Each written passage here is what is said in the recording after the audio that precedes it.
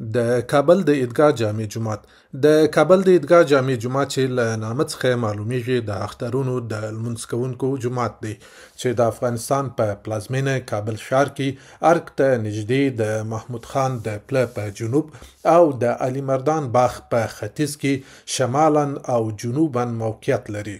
پوهان رازقي نړیوال په خپل کتاب د لرغوني کابل په فرهنګي څیره کې لیکلي چې د کابل د عیدګاه جومات ودانیز کار د امیر عبدالرحمن خان د واکمنۍ پر مهال په 1290 هجري لمریز کال کې پیل او په 1283 هجري لمریز کال کې کار بشپړ شو. د کابل د عیدګاه جومات په دیوال کې پر یوه ډبرینه کتیبه د جومات په اړه بشپړ معلومات درج شوي دي.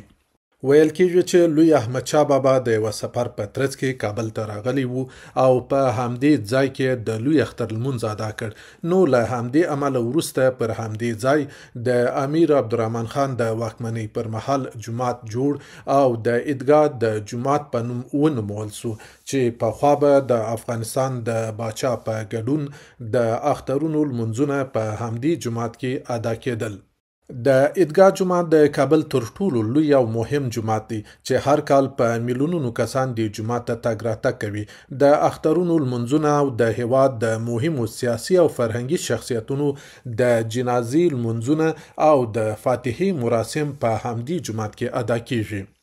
دا لوی جومات شاوخوا 20 جریبه ځمکه مساحت او د زرهاو لمونځ کوونکو ظرفیت لري. د کابل د عیدګاه جومات ودانۍ له خامو خښتو، چونې او له اوسپنې څخه په استفادې سره جوړه شوې ده. پخوا د دې جومات په احاطه کې د توت، بید او د چنار ونې وې. د دې جومات ودانۍ شاوخوا 80 وړې ګنبدې، یوه غټه ګنبده، یو لوی او دوه واړه محرابونه، 11 واړه او غټ مینارونه او یو لړ رواکونه او کمانونه لري.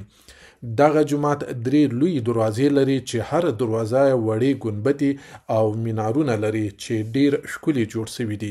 د عیدګاه جومات ختیځ ته یو ګڼ ځنګلي باغ و. جنوب ته یې عمومي دروازه وه چې جومات ته د باچاهانو د راتګ پر مهال به دواړو غاړو ته تشریفاتي ګارډ ولاړ و. همدارنګه د جومات د محوطې د دیوال په شمالي او جنوبي بازوګانو کې کوچنۍ دروازې هم موجودې وي. په 1919 میلادي کال کې چې کله اعلی حضرت غازی امان الله خان واک ته ورسېدی، عسکري دریشې په تن او د عیدګاه په جومات کې یوې لوی غونډې ته د وینا پر مهال د افغانستان د خپلواکۍ د بیرته ترلاسه کولو فرمان د همدې جومات له منبر څخه صادر کړ چې تر پایه همدا جومات د انګلیس په وړاندې د مبارزې د عمومي قرارګاه او د قومندې د مرکز په توګه پاتې شو.